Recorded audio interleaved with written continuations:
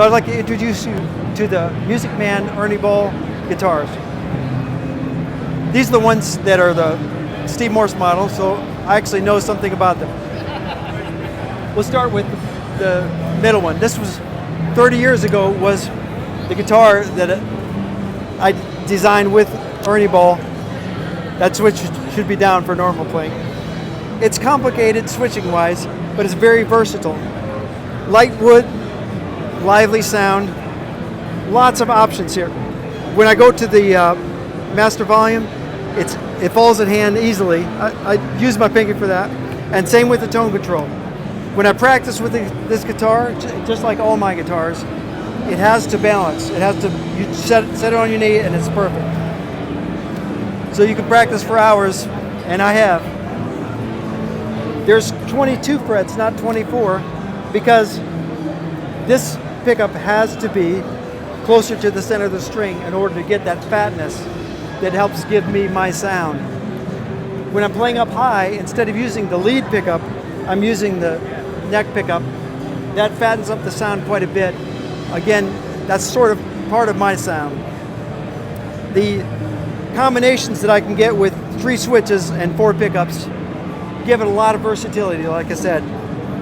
One of the main things that I do with the guitar, going through a high gain amplifier, a tube amp, is to go from the humbucking to a single coil pickup, bring down the volume to about half, and on my guitars I normally push the single coil pickups far down so it cuts the level. Now suddenly I've got a really usable, a lot of clarity that I can play arpeggiated parts or whatever. I can do little rhythm things. I can actually have dynamics while I'm playing through a high gain amp. Then just like that, it's all you need to do, and you're back full volume. So this is the original guitar. When I joined Deep Purple, I felt like I needed a little bit stronger rock and roll sound for some of the songs. And we came up with the Y2D. It was a takeoff on the Y2K hysteria that was in 2000. But this was Y2D, D for decade. So 20 years after my first guitar, this was what we came out with. It's a little bit heavier, a little bit more of a rock sound. I discovered that with Purple, I was using 5 sounds. So these pickups and this multi-pole switch, it's these 2, this, and then these 2, and then that.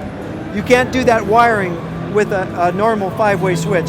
So that's why it's a multi-pole switch. Clear pickguard so you can see everything. Pickguard's important for me for spacing the hand, not just for protecting the finish. And once again, when you go to practice, just set it on your knee and leave it. It's balanced. The same deal with the frets. This pickup needs to be here, and you can't do that with 24 frets. So that's part of the sound. If I need to play high E, I'll just bend it. No big deal. Tone and volume right where you want them. So this is a great guitar for somebody playing rock. And over here, because I took over playing some of the classic tunes that Ritchie Blackmore did in Deep Purple. Since we still do a lot of those songs, I needed a whammy bar guitar that was easy for me to play. The best solution was to simply incorporate a floating bridge, basically almost like the early days of whammy bar high-tech guitars. It works perfectly for me, stays in tune really well, has a slightly different sound, of course, because it's a different bridge. But this is the guitar they use for about 3 Deep Purple tunes in a typical set. And this is a guitar that I use for maybe 7 or 8 songs in a typical Deep Purple set. And I do like a little solo section with my old number 1 from 30 years ago. This is a quilted maple top, And again, the finish was so beautiful, I asked them to put clear pick guards on these, just so people can see the workmanship. Frets are medium jumbo, and one of the distinguishing things on a music band is you have a straight string pull. See, none of the strings pull off to the tuning. They go straight, and at a shorter distance than like a typical Fender or something like that. And a typical Gibson will have a little bit of an angle, so you get more friction across the nut when you're tuning. And when you stretch a string, you're changing the tension. And if you have any friction, you'll have a different tension here than here after you finish stretching the string.